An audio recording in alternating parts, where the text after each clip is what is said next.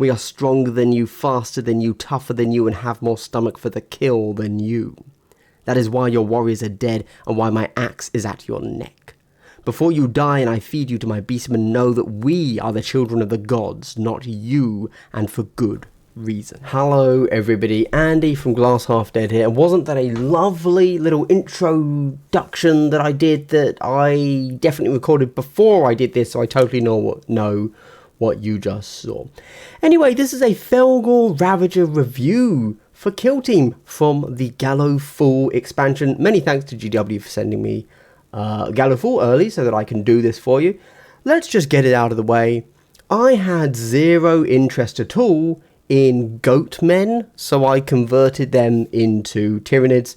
The other option was werewolves. That would have been super cool, but as a power fantasy, goats don't do it for me. So anyway, I did a whole bunch of Tyranid conversions. Anyway, also, this is going to be a review of the team, an overview, not a full in-depth guide. I just want you to know how the team runs roughly, what you can do with them, what you can expect, and like basic things if you want to do your own sort of conversions. Because sure enough, for my guys, I did use every single model from the Fellfor Ravager sprue. But you know what? After having done that, you could totally kit bash this just from like an aberrance box or two. So I'm just saying. Anyway, oh, it's not letting me go to the next slide. There we go. Overall thoughts. This is a one box team, 100%, unlike the Hearthkin. You will not need 2 boxes. This is a standard. You build one of each model, you are done. Don't build a warrior. There are 10 specialists you can build. They're all on 32 mil bases and they're 10 models. It's an all melee team. Yes, you do have pistols, but that's it. Even your Psyker, no offensive abilities. They are quite literally commandos without the range. There's no range at all. Just going to hit that home one more time. But apart from that, they're 5-up saves, 10 wounds. They're commandos. Frenzy is their ability, and that's going to define how good this team is. I'll explain what Frenzy is soon. If you want to just charge and kill stuff, this is the team. That's all they can do. And this is the team up close. As you can see, the main thing I was doing with this team, from a hobby perspective, is trying to make them look a little bit like Tyranids. And then also I was trying out like wave effects for the first time, because why not? And with that said, let's get into the review proper. And of course that means that if you're a subscriber to this channel, I'd like to give you a big subscriber only benefit, and it is a double hello. Wow, such wholesomeness. Guys, what is a double hello? It's a pleasantry that's given to you twice and isn't a pleasantry very pleasant. Hey, if you'd like to, subscriber only, so subscribe now, leave a comment, like, subscribe, all that good stuff. I also have another channel called Full Scale Wargaming. If you want to see the Hearthkin Salvagers versus the Fellfor Ravagers, there is a battle report up right now as you are watching this over on that channel. Go and check it out. I also have done the Hearthkin Salvagers review, similar to this one, but for the Hearthkin. And also a general Gallowfall review, if an overview of everything in slightly less detail than these reviews of the individual teams. So go and check all of those out. With that said, let's get into the take all comers. This is an easy one. You do one of each specialist. And then the leader can be built in several different ways. However, I think it's pretty clear you want a leader with a plasma pistol. It's not 100%. Like, yes, always take the plasma, because you will make yourself weaker in melee. And arguably, there are going to be some enemies where you actually do want not the plasma pistol, the chainsword, because it's a little bit better. But if you're only building one, take the plasma pistol, 100%. The operatives, it's a 10 operative team, plasma pistol or chainsaw on your leader. We will look at that datasheet a little bit later, so that we can really look at why. You always go all specialists. There is, the 11th model, the 11th operative, which is a warrior. You never need to take it. It's always the worst option. And you can take either Recon or Seek and Destroy. For this team, you're going to take Seek and Destroy. Nice. We then get their ability, and it's Frenzy. So, when you get incapacitated, you are not incapacitated until your next activation finishes. You get critted in melee, or you get hit twice in melee, or the battle ends. So, yeah, interesting. It's almost like the entire team gets the compendium Space Marine ability of only in death does you. When is it? What's it called? Is the one where they don't get removed immediately, right? So yeah, interesting, really interesting, and it's also it's not until the next activation. It's until their next activation. Really interesting. However, when you're frenzied, you can't be concealed. You do count as injured, and you can't do a mission action or pickup. So for ITD, that means no opening doors, for example. You're given a frenzy token, and now I wrote this here because it's not like you're just entering the frenzied state. You are given a frenzy token. So you'd assume that there's lots of like things that interact with a frenzy token, or you could give a frenzy token and then remove it. No, there's one rule that interacts with the frenzy token ability, and that's it. So it's a little bit odd, just a little bit odd wording. Just nothing to worry about. You never need to know that they have a frenzy token instead of going into a frenzied state. It's just a reminder, hey, take them off the board after the next activation. TAC Ops. So I normally say that these days, if you're playing the Crit Ops mission pack, never play a faction TAC Op. It's always going to be worse because the current Crit Ops seem to have always been better than the factions. But actually, I've got to say, some of these look kind of like how you want to play anyway. So, Fellgor Champion. Kill 2 enemies for 1 VP, kill a third for 2 VP. That's not terrible. Now, it has to be with the same model, right? So you've got to guarantee that guy can get 3 kills in a game without being killed. But when you think about it, with how Frenzied works, you could probably just go for that on the leader. Melee, shoot, right? Like, very doable. Obviously, it depends what team you're going into. But yeah. Scorn their ways. Select enemy with ranged normal damage. Oh, so this is a weird new thing. Interaction that we haven't used before. So select an enemy model with a ranged normal damage potential of 17 or more. Kill it when you're within 6 inches. There's no other way for you to kill, to be clear. For 1 VP. Or kill it in melee for 2 VP. So this is cool. It does. So what does a ranged normal damage of 17 or more means? That means that it has to be doing a normal damage of 4 attacks of 5 or more. There you go. Cool. So basically plasmas, melters, that sort of thing. And you can select them and just kill them in melee. And you get 2 VP. It's pretty good. And any of your guys can do it. I like it, honestly.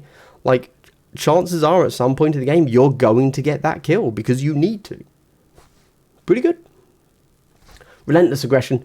Reveal at the end of the turn 5. If you have 5 or more operatives within 6 inches of enemy operatives or the enemy drop zone, you get a VP and do it again for a second VP. Again, not bad. You don't have any models that you want to hold back. I mean, the only time you want to hold your own models back here is to stay on an objective. I'd say just go for it. Just run everybody up and you'll score Relentless Aggression. I think Relentless Aggression is actually something that you should use. Yeah, I think Relentless Aggression is the pick. Because this is how you should play. Anyway, we then get to strat ploys. Violent Temperament. This is essentially relentless. So you can do a reroll on all of your dice in melee, but it has to be all of them. Relentless is you can reroll any or all. This is you can choose to reroll all of your dice in melee. Not bad, right? Like, hey, if you just completely fluff a roll, you just get to reroll them all. But obviously it's going to come up to some interesting points where you're like, oh, you know what?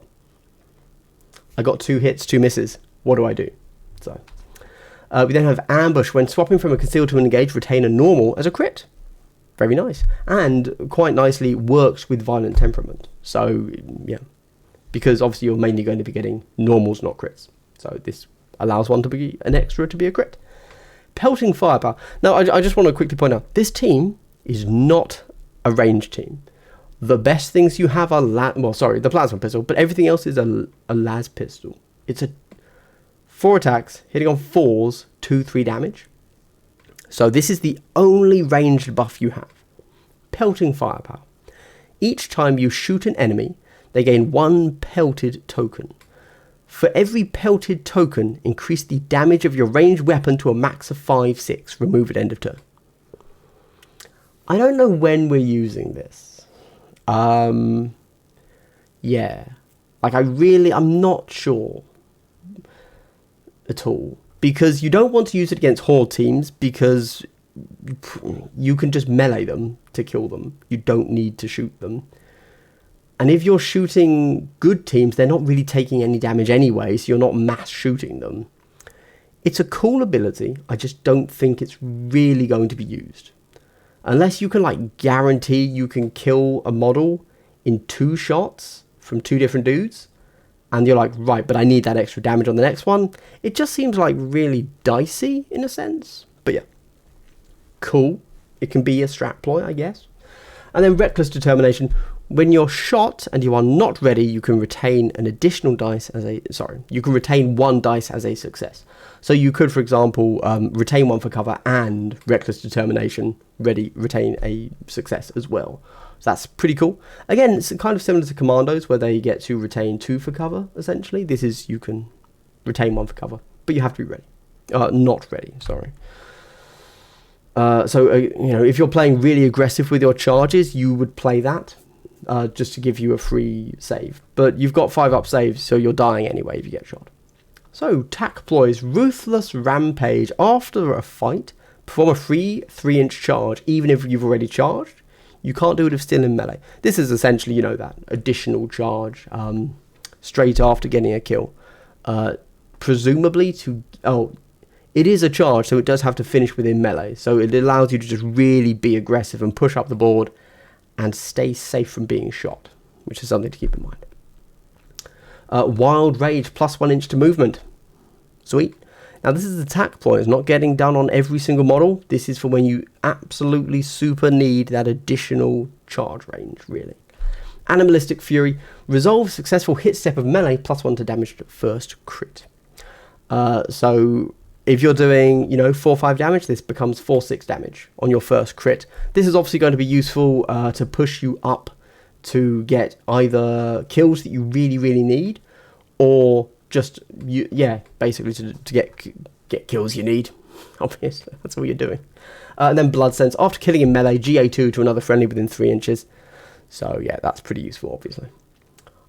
Again, you're just able to be really aggressive with this team. I don't think you're using all of these all the time, to be clear. Like, you are, of course, mainly using your strat ploys to become slightly more consistent. But sometimes attack ploy is going to... When you can, like... If you're suddenly GA2, you get to activate before they run their plasma out of range. Something like that. And they get to the leader, because, of course, you do need to see some of these data cards so we can see what they're doing. This is our leader, the Fellgor Ironhorn. Oh, I want to put... They all have crazy names. We're all going to call him the leader, but technically he's the Ironhorn. We can see here the Corrupted Pistol or the Plasma Pistol. The Plasma Pistol is clearly better, that's not the question. But if you take the Plasma Pistol, you cannot take the Corrupted Chainsword, you have to take the Bludgeon. The Bludgeon is worse. It has Brutal, which is nice, but Corrupted Chainsword is 4-5 rending. But you know what? If you're going into a 7 or 8 model wound team, you don't need rending. You need Bludgeon. Bludgeon is actually better. So that's why this really depends on what the wound thresholds of the enemies you're running into are. And the Plasma Pistol is just definitively better than the Corrupted Pistol. Although, the Corrupted Pistol is not bad with 3-5 rending. But you're hitting on 4s across the board in range, so it's nothing to rely on. You also have Call the Attack. This is quite nice. This is your only kind of movement shenanigan, which is all models that within visible of this... pick a dude within visible of this guy, they can dash. There you go, essentially. In fact, this comes up, there are a few different things in this team where you are encouraged to bunch up. It's on the leader for this dash ability, and it's also on the shaman. Oh look, it's the shaman up next. This is your psyker. So, Mantle of Darkness, aura of 3 inches, everyone gets super concealed to enemies over 6 inches away. Right? So suddenly, you can use Call the Attack in conjunction with the Psyker. You've got a bunch of dudes that are all going to be on a super conceal, and they are all able to like dash and stuff really fast. So pretty good, honestly. We then get the other things.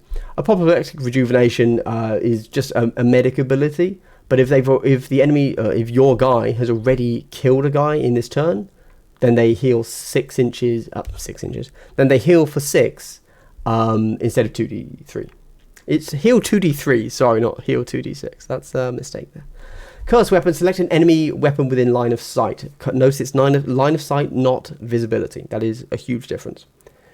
That ranged weapon gains hot for the rest of the game, not just turn, which is super cool. Rest of the game. But if it already has hot, like for example a plasma gun, then each roll of a 1, instead of doing 3 damage, will do 4 damage. So this is obviously going to be super good for their big kind of ranged weapon that they keep back, like a plasma gun. So a plasma gun is a good example of this because of course it becomes hot if you overcharge it. So it will retain hot on the overcharge, but will do 4 wounds per 1 rolled. But even their regular shot will then become hot and do 3 wounds per overcharge, 1 on a normal shot. So super cool, but you do need line of sight, not just visibility. And then get the Toxhorn. I thought I'd include the Toxhorn because of course we all want to know what the crazy grenade does, right? This guy's pretty cool. He's got a 6-up feel no pain, which is always nice to have. I like the 6-ups because the 5-ups feel so oppressive.